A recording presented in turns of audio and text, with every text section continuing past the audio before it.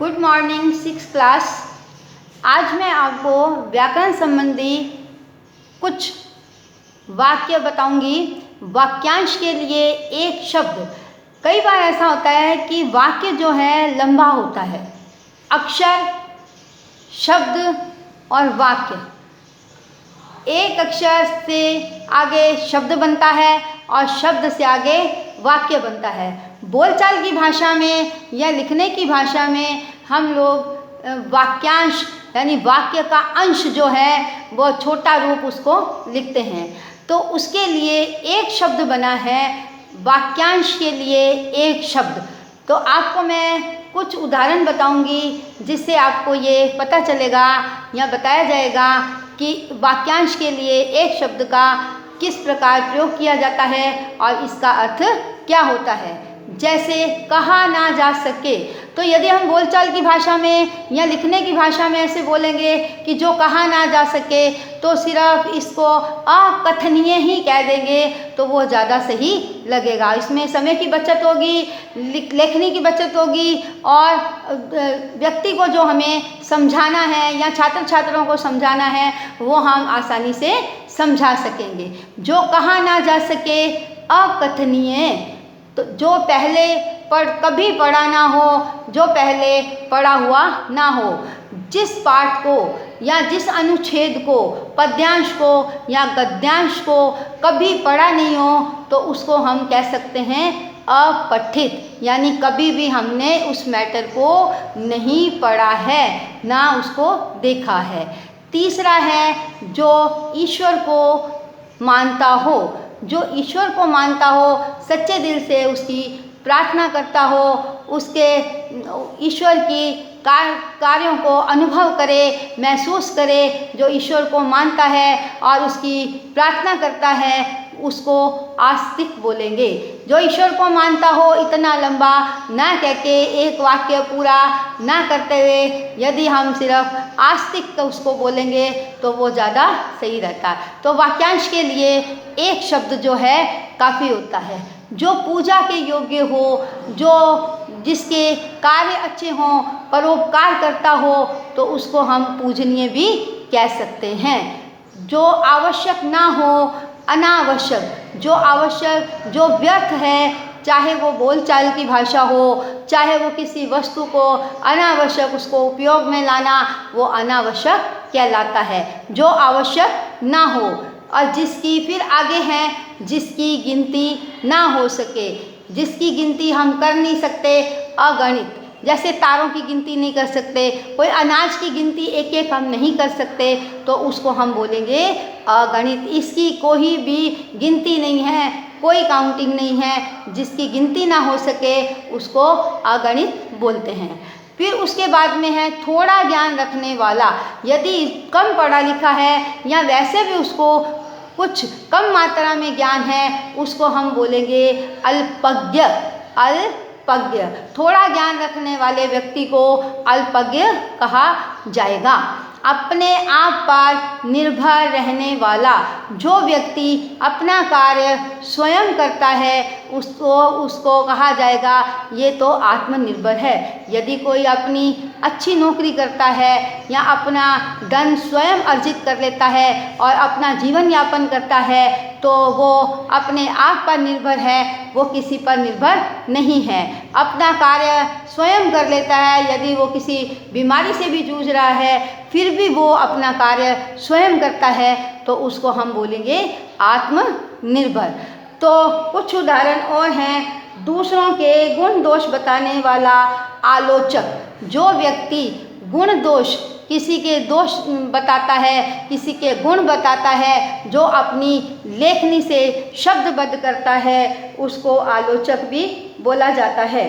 जो कुछ भी पढ़ा लिखा ना हो वो निरक्षर, जो उसको बिल्कुल अनपढ़ भी बोल सकते हैं, निरक्षर भी बोल सकते हैं, यानी अक्षर का उसको बिल्कुल भी ज्ञान नहीं है। जब अक्षर का ज्ञान नहीं होगा और फिर शब्द और वाक्यों का ज्ञान उस व्यक्ति को नहीं होगा, इसलिए उसको बोला जाएगा निरक्षर या अनपढ़।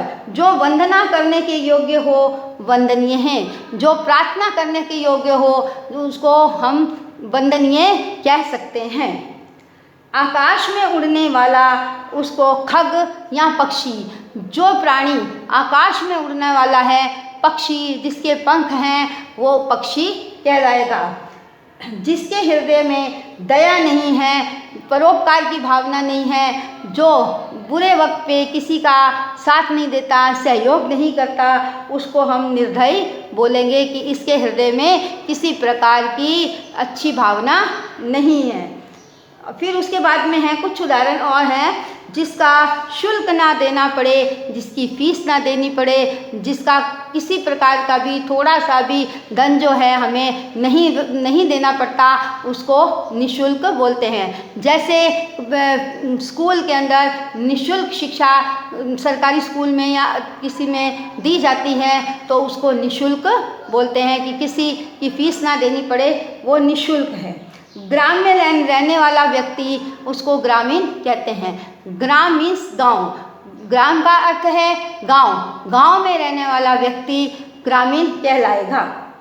जो स्त्री कविता लिखती हो, जो स्त्री कविता लिखती है उसको कवित्री बोला जाएगा।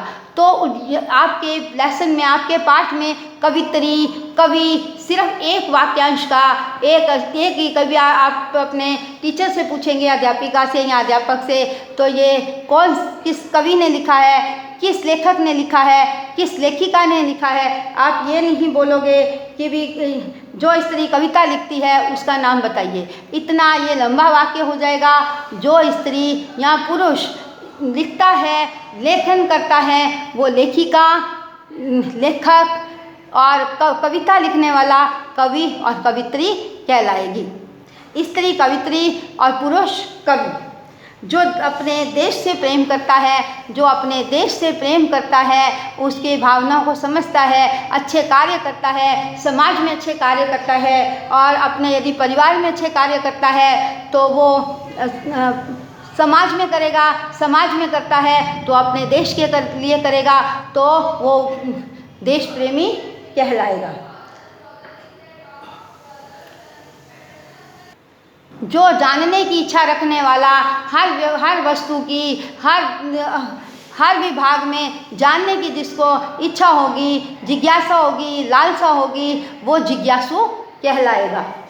जो मांस खाता है मांसाहारी, जो मांस खाने वाला प्राणी है उसको मांसाहारी बोलेंगे। जो वनस्पति खाने वाला, फल फूल खाने वाला फलाहारी कहलाएगा और शाकाहारी कहलाएगा। जो साग सब्जी खाने वाला है वो जो है वो शाकाहारी कहलाएगा। जिस पर विश्वास नहीं किया जा सके, बहुत से व्यक्ति ऐसे होते हैं जिन पर विश्वास नहीं किया जा सकता, वो किसी को धोखा दे देते हैं तो अविश्वसनीय, उसको अविश्वसनीय कहा जाएगा। बिना सोचे समझे व्यर्थ व्यय करना अपव्यय। कई बार ऐसा होता है कि इतना पैसा होने के बावजूद भी या नहीं होने के बावजूद भी बेवजह लापरवाही से खर्च कर देते हैं, वो अपव्यय कहलाएगा। कम भोजन करने वाला मिताहारी। बहुत से व्यक्ति हैं बहुत थोड़ी मात्रा में भोजन करते हैं, उसको मिताहारी कहा जाता है। दो पक्षों के मध्य रहने वाला मध्यस्थ यानी बीच का। आकाश में उड़ने वाला खग, आकाश में चलने वाला नभचर, नभचर, गगनचर, ये भी इसको कहा जा सकता है। तो आज ये वाक्यांश जो है वो मैंने आपको बताए कि इतना लंबा नहीं बोल के पूरे वाक्यांश वाक्य लिखना, बोलना, समय को व्यर्थ गंवाना, तो उसके लिए एक वाक्य कहा जाता है। जो आपको मैंने आज बताए उससे आगे व्याकरण संबंधित आगे कुछ और प्रश्न बताए जाएंगे, समझाए जाएंगे। आज इतने यहाँ पे मैं इसका समापन करती हूँ।